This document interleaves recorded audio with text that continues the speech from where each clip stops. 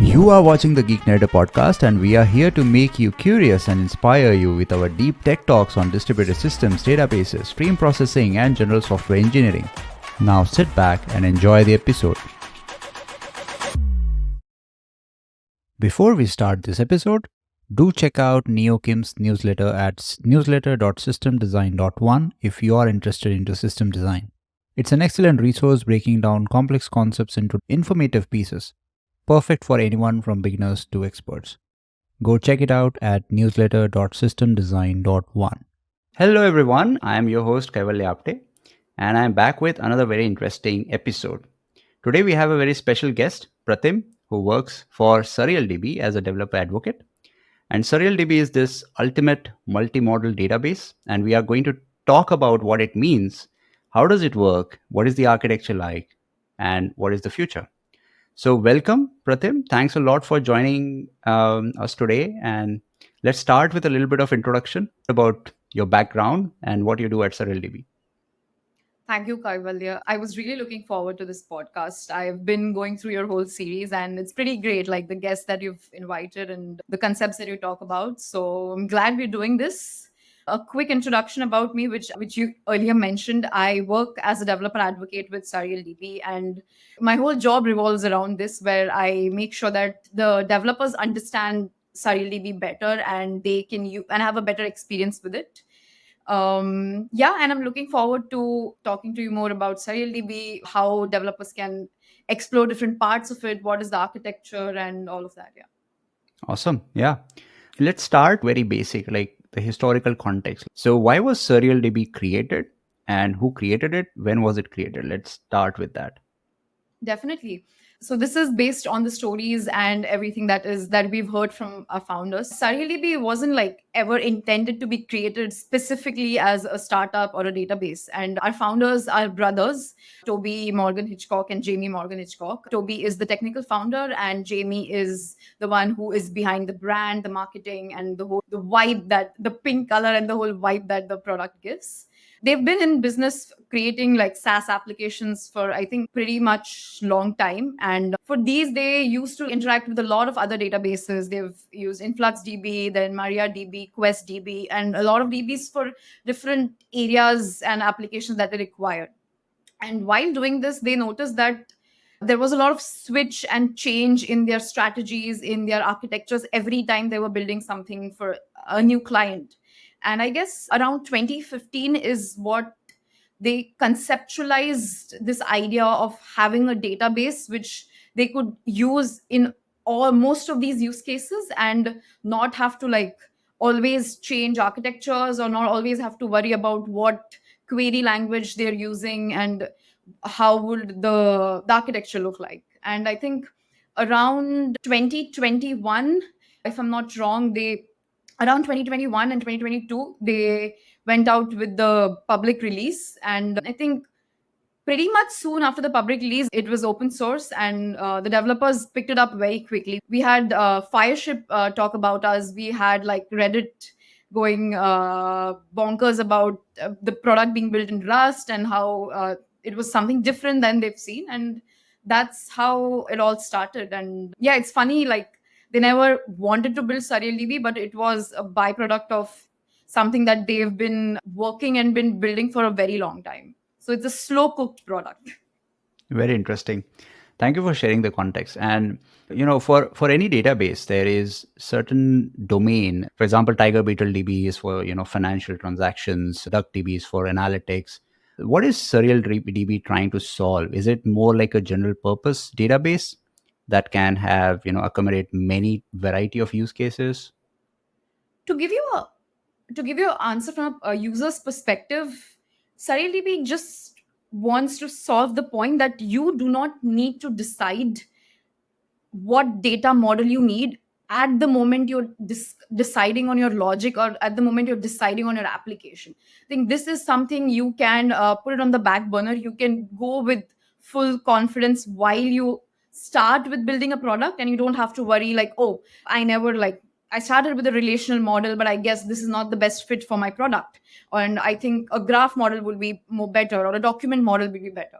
And this is something that they actually faced when they were building one of their applications, which was a golf course analytics platform. And that's when they realized they needed different models for different use cases. And they had to use multiple DBs for that, which was great. Like, all these DBs are amazing. They are in the market because they're doing a great job. But it wasn't easy. Plus, it took a lot of time. Like, for every time there was a learning curve. So that's when Toby comes from a technical background. He's done his master's in computer science, and he also, I think, we have a white paper around the same topic.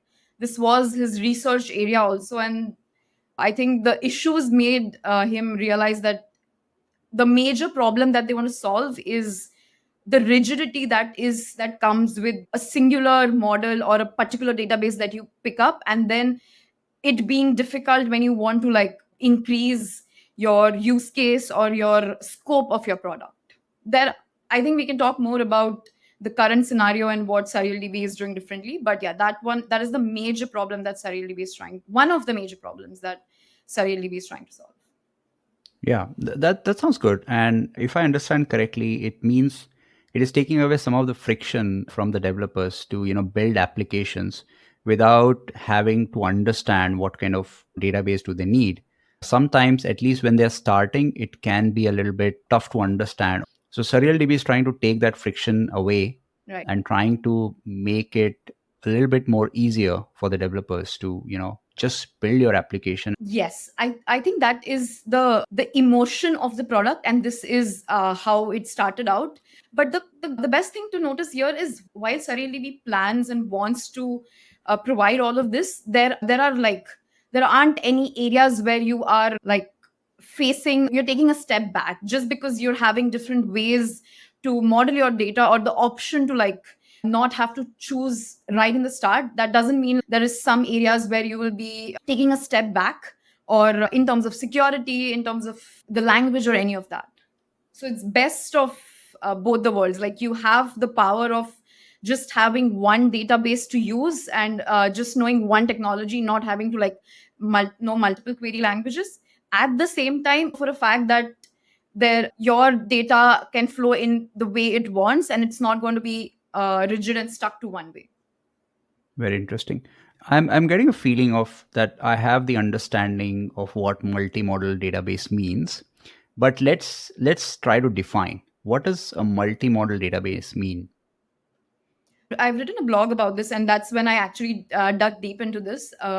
When we talk about multimodal databases, the first thing for us to know is what are the different kinds of models that are currently available. And I think most of the people who start into databases or work around databases know for a fact that we have these very common models, data models, like relational model. We have a document model. We have a graph model. We also have some models that focus on vector data. So these are predominantly singular models which focus on one way to manipulate your data. When we talk about, so then, while there are these singular models, there is another way where you can combine all of these models and interact with them together. This is where the concept of polyglot persistence comes in, where a lot of applications even today use multiple models and multiple databases and sync data between them. Like, you get data from one DB, that you do some manipulations, you do some transactions over it, and then it's sent to another DB. That's how normally it happens. And multi-model databases, I think, are an answer to polyglot persistence. Like, while you have polyglot persistence to manage different data models, it comes with its performance issues, it comes with its friction, it comes with its areas where there could be data loss, or if there are no real time updates, or if there is no proper asset transactions happening. Whereas all these features could then come under one platform and can create a multi-model database where the data store or the data layer is one, and under that you could have different ways of querying that data. So that's the gist of what a multi-model database is. And Okay. I think, I'm not sure about all the multimodal databases, but with most of them, and I think the real definition of a multimodal database is where you have a single query language, even if there are different ways of querying the data, or different models. Yeah, very interesting. But is it transparent to the user though that it is multi-model and you need to still think about it, or it's completely transparent? I can speak for Serial DB, in which it the whole the stack is transparent, and one of the things that Serial DB does is gives the user, the developer, the option to like even pick up their stack or define their complete stack. But most of them should be like this. But I don't think I can speak for all the multi-model databases out there. Yeah. Yeah, absolutely. That makes sense. And let's, try to understand the high level architecture of, when I try to look at Serial DB, since it's multi-model, it can store different types of data structures. How does the architecture look like if I have to look at from a very high level? What are the components involved? The architecture can look different for different use cases. To talk about how your architecture would look or how you would switch from your existing architecture, for example, in your application stack, you have your application layer, the API part where you're sending queries and you're sending a request. Then you have a Redis, you have Redis for caching, you have a search DB for using the search parts. So this whole stack would be replaced by SerialDB. So rather than having something different for caching, something different for even your permission layer or your access layer, you would rather have all of that completely switched by SerialDB, where inside SerialDB you would have like the major three layers of one being the API, another being the query layer, and the third being the data layer. So that's Interesting. a basic understanding about of how SerialDB's architecture in your application could look like.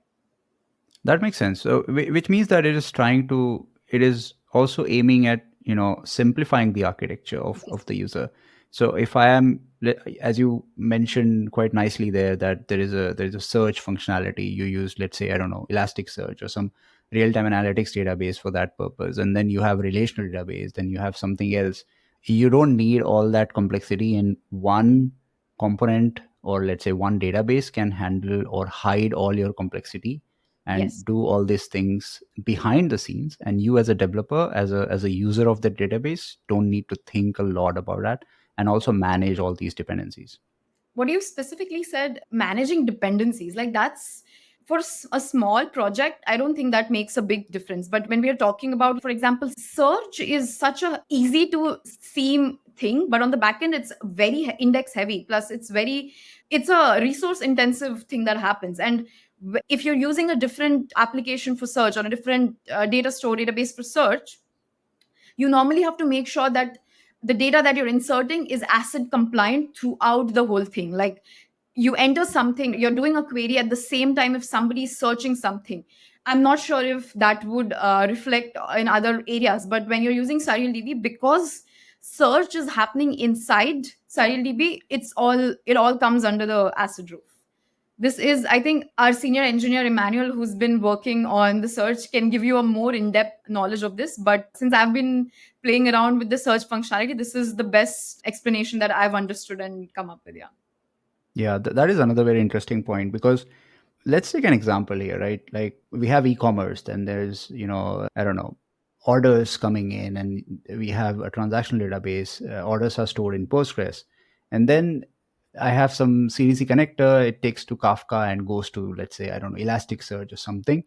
But that takes time. That takes infrastructure. And if I have to make it instantaneously searchable, there are some challenges involved, right? And that's what you specifically mentioned, because it's just going to one data store. As soon Yes. as an order is created, it's also searchable.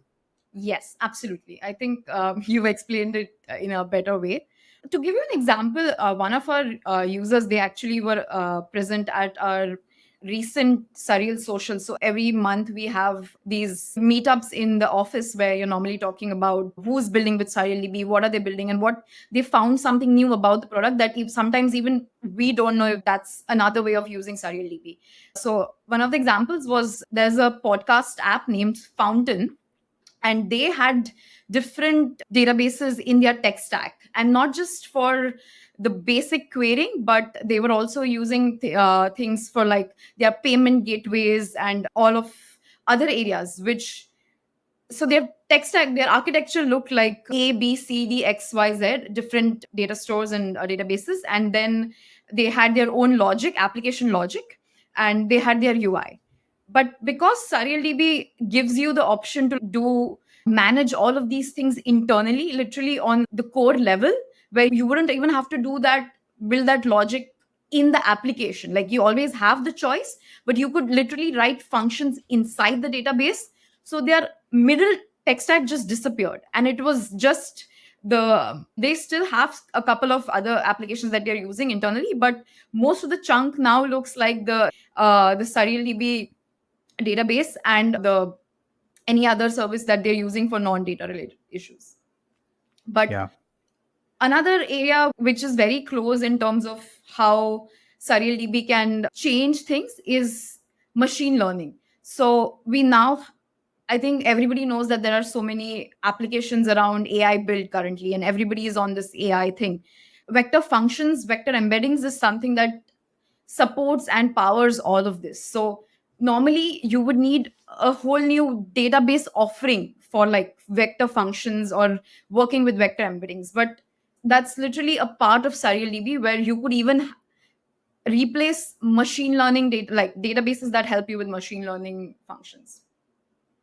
Yeah, very very cool. And thanks for adding the the real world example of the podcast app that you mentioned. It's easier to understand when you're able to connect it with some real world use case. So great. And I really respect and admire those technologies and products that tend to take away that burden from the developers and make it easier for developers to think about their architecture and not inject this accidental complexity that, oh, I need to have this infrastructure now, and there's a lot of complexity involved. Because I believe most of the value comes from focusing on implementing the business logic Right. and working for the customer and not just for solving some really technical problem. So that's great. And it's also interesting to understand how SerialDB could simplify the architecture of an application. So that is interesting to know. Let's say I've decided to use SerialDB and I have a ton of data and I want to get rid of all the other databases and infrastructure I have. How do I get started and get my data inside SerialDB?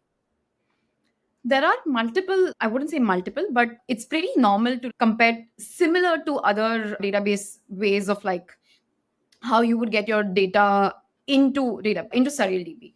To I let me just break this into two parts. If we're talking about like migrating data, so as of now, currently we have the community themselves who've come up with like migration tools and migration scripts for doing this. We haven't built a official migration tool yet, uh, but you never know. And I like talking about what's next or something. I can only talk from the technical product side. That's one thing. In terms of ingesting data or the path that your data would take is again very similar to your previous concepts. That if you're coming from SQL, if you're coming from a SQL knowledge base, for example, like you have an insert query, it's very similar to how the read path of an insert query would be. Like you get a query request from the client, then it you connect to the database, you hit the API layer, and then you have the query parser that will first catch hold of your query. It will break down your query, it will see what are the different components of the query. It will, after the query parser has broken down, you will have a special transaction that would be created to just have the query work in isolation so that it does not conflict with other transactions that are happening. And once the query is gone through the transaction part, you will normally have something to see if there are indexes available. Indexing is a part of it. If you need to go through the particular indexes that are there, and then you get a response, and that would be sent back to the data store. So now the cool part here is you could be internally using any data store that your application is best suited for. For example, if you find it easier to test your application, because it's normally easier to test in memory, right? You don't have to spin up multiple resources, or it's not heavy on your system also. So you could literally test your application in memory, but build a binary. So the whole point is because SarilDB is built in Rust, all of this can end up being downloaded as a binary. So it isn't very complicated for somebody to pick up the binary and deploy it somewhere. And you choose the data store that you prefer. There are different ways you could connect. Like we have an option to use RocksDB. We have an option of using it in memory also. Then we also have an option to use Surreal KV, which is something that's been internally built. And after that, yeah, you just send back the response to the client in a way that's best for you. I hope that explained the path properly.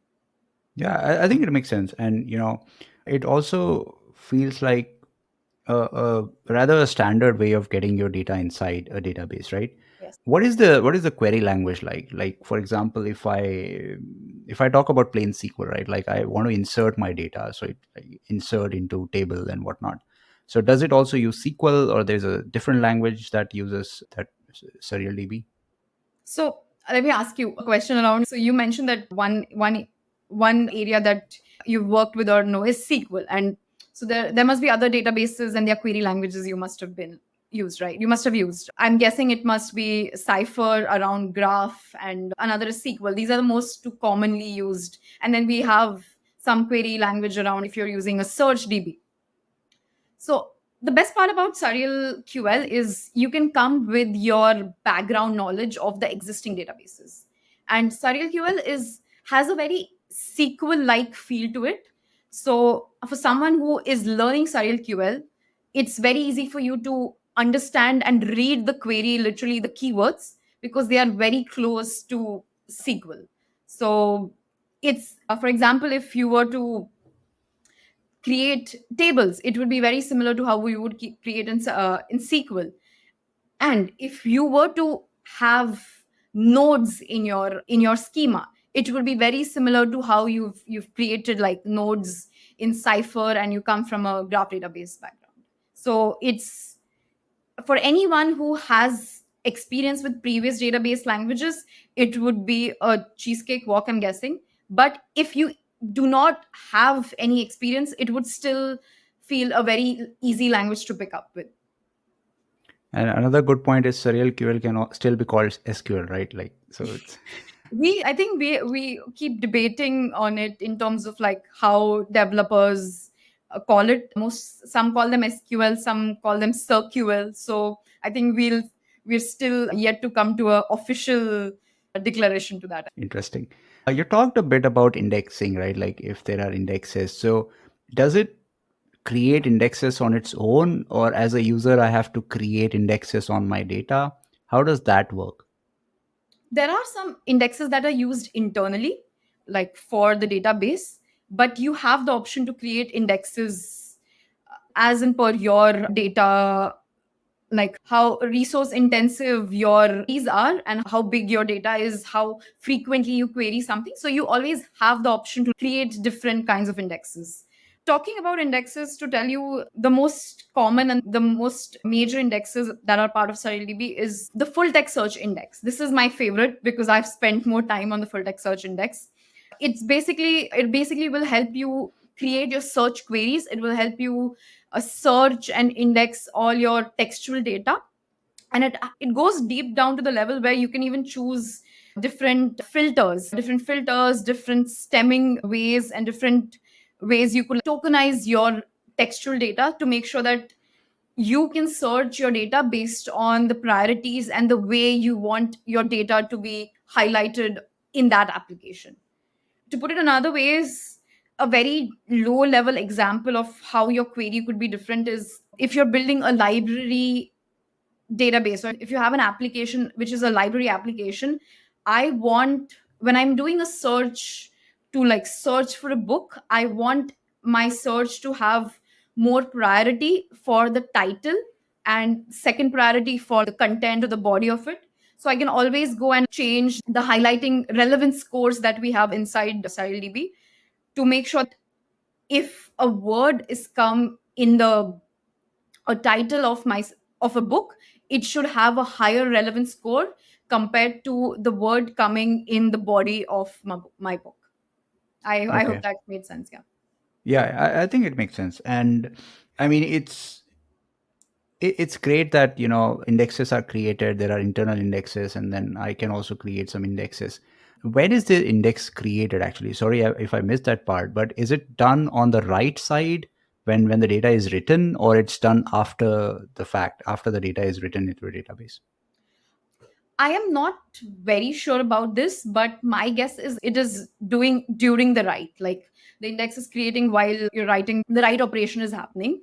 And not just full text search. Like there are multiple indexes other available. One is the very basic and the very most important is which is like a creating a unique index to make sure that your data is you don't repeat there's no duplicate data available in cases where you need your data to be like unique.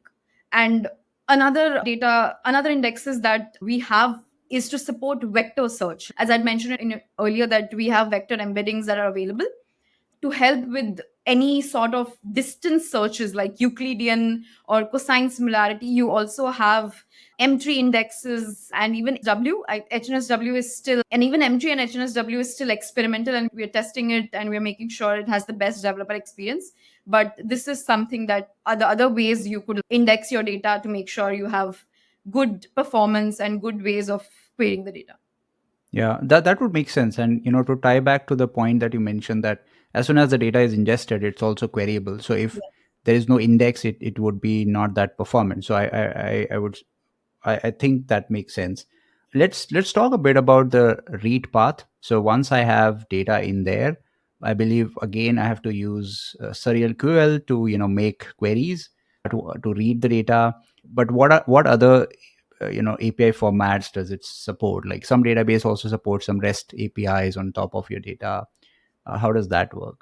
SurrealDB does support REST APIs also. Like you could use SurrealDB as a typical database where like you already have your backend logic created and you just need a database to like query and store your data. Like that is one way SurrealDB can be used. The second way, which is a more unique way and where I feel you could play around more, is you could literally build, as I'd mentioned initially, you could build SurrealDB inside your application because it's a small binary. You can, and you already have options of connecting via HTTP or WebSocket. So you can directly connect to the database internally from your application rather than like you having a backend layer. So these Okay. are the two ways. Another interesting part is you can use SurrealDB using the WASM library that SurrealDB provides. The queries could literally sit on your browser and you can, for applications which are like lightweight applications and something that need a better UI experience, you could even use them using the WASM library. Okay. Interesting. Are there any performance considerations like developers need to know? For example, if I'm working with a SQL database, I my read like queries are slow, so I create an index. So is it also about understanding what kind of index does SurrealDB supports, or there are some other things that a developer should know? I think a developer should know what they want to do in terms of not trying to contradict with what I mentioned initially, that they need to have a fixed path, but at least they need to understand that what is something that they want their application to be good at and what is something that is the best way for them to go ahead. In terms of connecting back to indexing and performance, there are multiple, like there's always going to be a way where it depends upon how you write the query, right? There's always going to be a way you could have queries written badly which can then affect the performance. Even though if you have the resource best core available, if the queries are written badly it could affect the performance. But at the same time, if you what indexes you need, why you're using and where you're using the indexes, then you could write not much queries and it could still give you the best performance. So it completely depends upon your use case and what you want SurrealDB to help you with. Okay, interesting. Since there are like different types of data modeling happening beneath the API layer, I'm just thinking and curious if there is a possibility to join across these different types of models that I'm storing. For example, just another example, real world example. Let's say I have a social network where I have friends and I have communities and all of that, and I also have some transactions that I pay to my friend. I paid some money, and So there is also transactional data. There's also highly connected data because there is, social network, for example. And then there is, let's say, profile images and, things like that. So what I'm trying to say is there are different models of data that the system has. Now I want to have everything about a user. Like, give me everything a user has. So it can be, the friends list and, their mutual friends. Give me all the payment details, give me the profile picture, history, and whatnot, right? So is it possible within SurrealDB to where I can just join these different data models and get one response back? Absolutely. I think this is one of the major use cases where SurrealDB shines out. That you mentioned that you want to join different tables and you want to have different, like, you want your network part, your network connections along with your payment details. The way I fell in love with SurrealDB was from the start point of hating joins. So personally, from my college days, I have some trauma around like joins and like having very heavy joins. And when I came to know that you could have the same effect of joins, like basically connecting tables, but you don't have to literally use joins in SurrealDB, is when I feel I was more confident about how it's easy to play around with the queries and have more experiment with what you can fetch from the same query or fetch from the same table. Now, the basic building block of SurrealDB is around record IDs. So now, normally, when you have IDs, they are incremental, like in other databases, and you have a single ID. But with record ID in SurrealDB, the record IDs are made up of two parts. So, first part is the table name of the table that you're having, and the second is a randomly generated string. So this is what creates the record ID, which gives it a more easy way to access that exact object that you're looking for. And based on connecting to this is what there are record links in SurrealDB. So if you're coming from a graph knowledge where you have nodes connecting to basically you have graphs connecting to nodes, you can literally use the same logic and have two tables in SurrealDB be connected via links. What the coolest thing here is your connections here, like you're connecting two nodes, those connections will also create another table where all the details about your connections will be written down. And I wanted to mention something, but I think I missed out. But yeah, the yeah so SurrealDB is predominantly a document database. So that's how it helps for you to reach the whole graph link or even have different layers inside it where you can query till the last object and you don't have to have multiple joins and nested joins to get that object. You could just use a dot operator like I think you use in JavaScript or something to get an internal object. Okay, interesting. I'm more excited to try it out. One thing we didn't really talk about is the deployment part. Like, how do I get access to this database? And so you mentioned there is a single binary possible, and I can deploy my own binaries. But is there also like a managed service? Is there a serverless offering as well? So how do people end up deploying SurrealDB? SurrealDB's cloud waitlist is currently out, and this is something that we are actively working on to have a cloud offering for the developers to make sure that they can choose the way they want to deploy it. But for anybody else, if you already have a way of deploying applications, for example, in your company, a set rules of how applications are deployed, because it all, as I mentioned, it all boils down to to the binary. After like building the application, you could literally download the binary and deploy it in your existing way of deployments. That's one way we are seeing more enterprise developers test out SurrealDB. But there's always the option of using any like Kubernetes, GKE, or AWS, any of the ways you are comfortable with. And we currently have guides to help you self deploy it using all of these. Okay, interesting. That's great. And, let's talk a bit about some of the current limitations, or rather, not limitations, but work in progress. Let's call it that way. And what is coming in the future when we talk about, features or some improvements in terms of performance. What is that? There is a lot of work done when it comes to developer experience. You will keep seeing new releases coming every month. We have new features and releases coming up. Something when you mentioned about limitations, I one thing I'd like to mention, which isn't a limitation in my personal opinion, but when I come from my SQL knowledge or my SQL experience, I was used to having self incrementing data, like my record IDs were self incrementing, but because on a distributed level that does not make sense, plus it's not very secure if your database is on multiple nodes. That's why with SarialDB, if you want to self increment your IDs, it would be trickier, which is specifically done because we want to push a more secured way of having IDs. And we want people to have use random and a secure way of having a record ID, which I mentioned is part of table name and this. Yeah, if somebody is used to having auto incrementing data, then they'll have to specifically use a count function or an internal function to do that. But again, this is personally, since I understood how it helps, I wouldn't recommend that. Yeah. And to talk about other features and things that I am excited about, this is not my specific domain of knowledge, but we have something known as Sarial ML, which is a product with Sarial DB, and it creates a SirML file, which basically helps you to run machine learning models very close to the database and have inference literally with the database.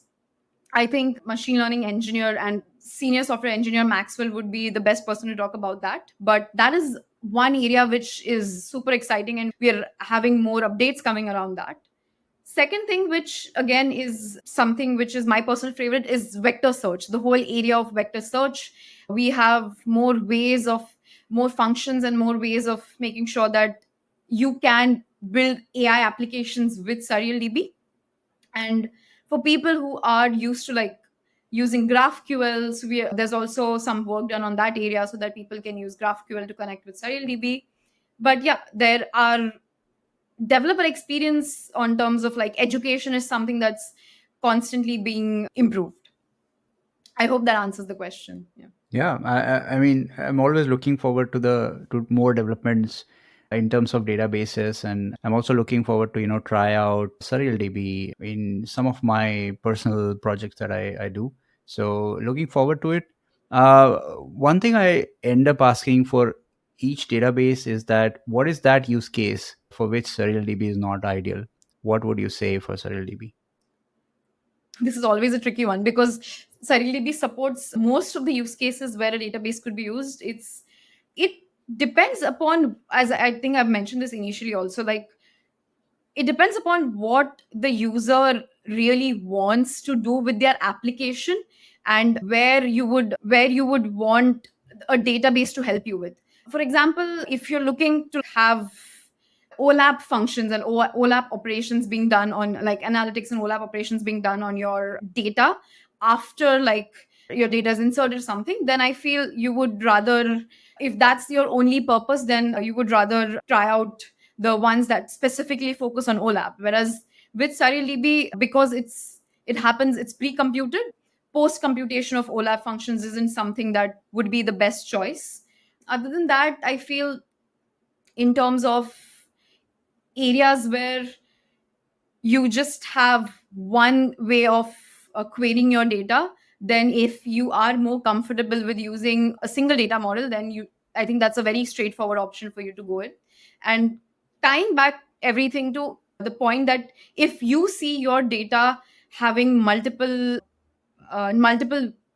areas and scope, like for example document, photos, vectors and everything, that's when SarialDB would be the best option for you, and that's when you could get the best out of SarialDB, I feel. Yeah, that does make sense, and thanks for the honest answer. I always talk about understanding your own application and your data. People start blaming certain database technologies when it doesn't work for them, but I think the core problem lies if you don't understand your application well, and Right. you don't understand the nature of your data, and more importantly the nature of your query patterns, right? So even if SurrealDB tries to take away that friction from you and the additional burden from you, it's still important for a developer to understand the data that they need to ingest and they need to query, and the guarantees around that they need to provide. So it's still important to understand all those things. It's just that it's not like mandatory for you to do it right away. You can still make the decisions, play around, build applications, but eventually you'll need to understand the data access patterns that your application needs to support. Otherwise, no database technology can really support you in that sense. And I feel, to add on this, there are a lot of services that currently will basically just create a layer on top of other third party services, right? Like, we all know a lot of backend services where you have separate your best or your favorite technologies are basically clubbed under something and you can use them. But it then again ties back to having more external dependencies, right? The way that the backend service decides for you to use the internal, like for example the security layer, you would have to use what the backend layer or the BAS service has made mandatory for you. And then I think it you get stuck with those options, and it gets tricky when there are changes to their policies or like the way things have been done. Yeah, having the option to do this internally and in the database, I feel, gives a developer more freedom with how much they want to do with their application. And again, to connect back to the point that, for example, like security, access, permissions, there are times when I would want them to happen literally on like on my row level areas, where rather than having them on my in my backend logic, I would want them to be in my database. And that's what SurrealDB offers. Like, you can do it in both ways. If this is what suits your application, if you're seeing that this is what makes your application management easier, you can go ahead and do it on the backend part. Or if you want to make your database more specific for your application, and you want it inside a single binary, you could literally build it inside your database. It's basically do how you like it but with the comfort of being able to understand what is happening internally. Like, nothing is hidden. Interesting. Awesome. I have a trick question for you. We have always this debate about SQL and NoSQL database. How would you classify SurrealDB? Is it a SQL or a NoSQL database? So SurrealDB is a document database, right? So that puts it directly under the document model, which is a NoSQL part. But it is a NoSQL which still lets you use the SQL qualities and still lets you use everything that you would do with a SQL database. And most importantly, lets you do that without using a third party library. Like, normally what we have experiences with, like, you use a NoSQL database and you are still allowed to use SQL properties, but then you connect a different library or you're using a library, then you could have issues with like the library getting deprecated, the library not being managed. But this option and this flexibility is on a data store, where the query layer is smart enough to decide and to help you with how you want to query your data and what data store you want to connect with. Awesome. Well, thanks a lot for giving me all the information and insights into SurrealDB. I'm looking forward to learn more and try out SurrealDB for different use cases. For the curious developers like myself who want to try SurrealDB, what would you suggest? How do they get started? I think the best way to get started is the documentation for SurrealDB. Unlike the notion of like documentation being scary, one thing I like about SurrealDB's documentation is it's written very simple language and it's very easy to start with. So the best way would be to go ahead with the documentation on the website. Also, for folks who still haven't watched the video from Fireship, I think it's a pretty cool video to get a quick overview of SurrealDB. And every month we have Toby, who's one of the co-founders of StyleDB, get on a YouTube live with the developers in the community, talking about what are the updates, what is something coming up, or like even discussing every release with the engineers. So if that is something folks are interested, they can always hop on to the YouTube channel. And I guess lastly, what SarilDB is specifically proud of is the community, because we have a unique set of community where the community is first to answer most of the queries and questions coming about SarilDB. So would definitely recommend like joining Discord and checking it out for yourself. If that's a good vibe for you, if you're most welcome to be a part of the community. Absolutely. Community makes a huge difference. So thanks again, Pratim, for joining me and sharing the insights. I'm looking forward to learning more on SurrealDB. And for the viewers, if you're curious, as mentioned, please check out the blog, try out SurrealDB, talk to the community, and I'll try to link those videos that you mentioned in the YouTube description so people can easily access that. Absolutely. And if you haven't subscribed yet to the channel, please consider doing that. It helps me a lot. And so, yeah, until next video, thanks a lot, Pratim, and Thank have a you. good one. Thank you, Kaivalya. It was amazing. And yeah, if anyone who's watching, one thing I would definitely recommend is subscribing to your YouTube channel. It's helped me a lot with learning more concepts. And I think this is making me a better developer. So kudos to you for taking out time doing this and sharing this with everyone outside. Yeah. Awesome. Thank you.